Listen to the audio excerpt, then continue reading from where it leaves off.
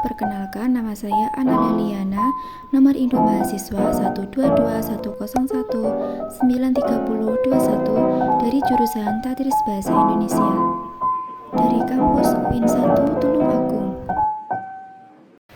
Assalamualaikum warahmatullahi wabarakatuh. Apa kabar kalian semua? Semoga kalian semua sehat selalu ya. Baik, tetap semangat ya dalam mengikuti proses pembelajaran bahasa Indonesia. Semangat, semangat, semangat. Baik, sebelum pembelajaran dimulai, mari kita berdoa menurut keyakinan kita masing-masing agar pembelajaran pada kali ini dapat berjalan dengan lancar dan bermanfaat. Berdoa mulai. Berdoa selesai. Mari kita simak pembelajaran berikut ini.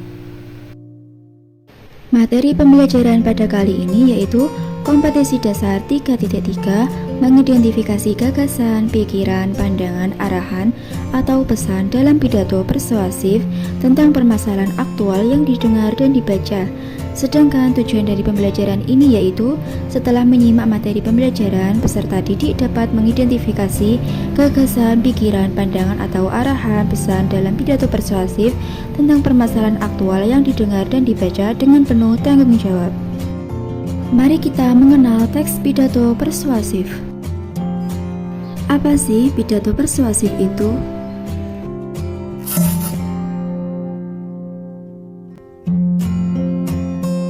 Nah, berikut adalah pemaparan materi tentang pengertian pidato persuasif.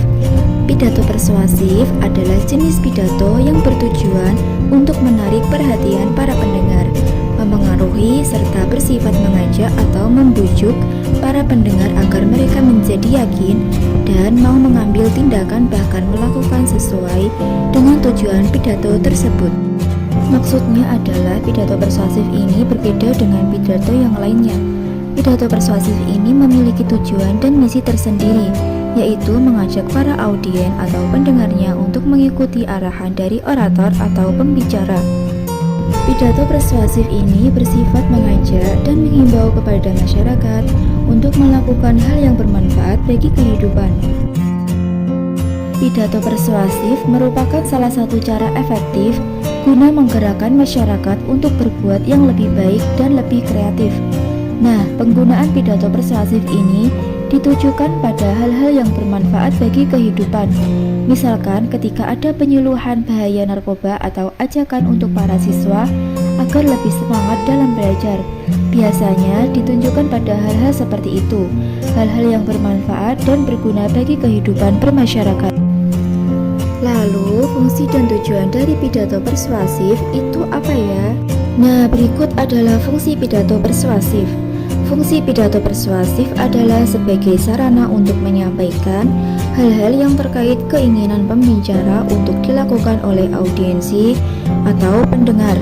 Ingat ya, audiensi itu adalah pendengar, bukan pembicara.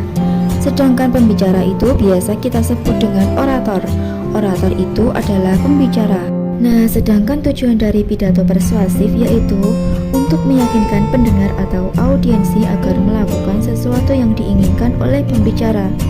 Misalkan, audiensi diajak untuk lebih kreatif lagi, diajak untuk mengenang jasa pahlawan dengan cara memperkokoh rasa nasionalisme kita, atau diajak sama-sama bergotong royong membersihkan lingkungan. Itu adalah tujuan dari pidato persuasif. Bagaimana cara membedakan pidato persuasif dengan jenis pidato pada umumnya? Nah, kita bisa membedakan pidato persuasif dengan pidato pada umumnya dengan cara melihat ciri-cirinya. Berikut adalah ciri pidato persuasif. Yang pertama, bersifat ajakan, perintah ataupun suatu rekomendasi terhadap suatu hal yang diperlukan.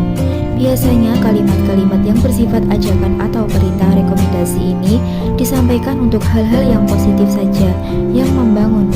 Yang kedua yaitu menggunakan kalimat yang bersifat membangun. Ini ketika pidato persuasif itu digunakan untuk mengajak para audiensi untuk pendengar melakukan suatu kebaikan. Jadi untuk membangun semangat para audiensi. Ciri yang ketiga pidato persuasif yaitu menyertakan suatu permasalahan yang akan dibahas. Mengapa kita harus menyertakan suatu permasalahan? Permasalahan ini adalah fakta atau bukti yang disampaikan oleh pembicara atau orator, mengajak audien untuk bergotong royong membersihkan lingkungan agar kawasan di tempat itu tidak banjir.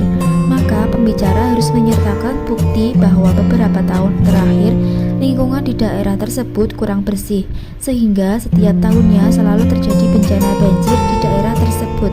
Nah, itu adalah fungsi dari menyertakan suatu permasalahan.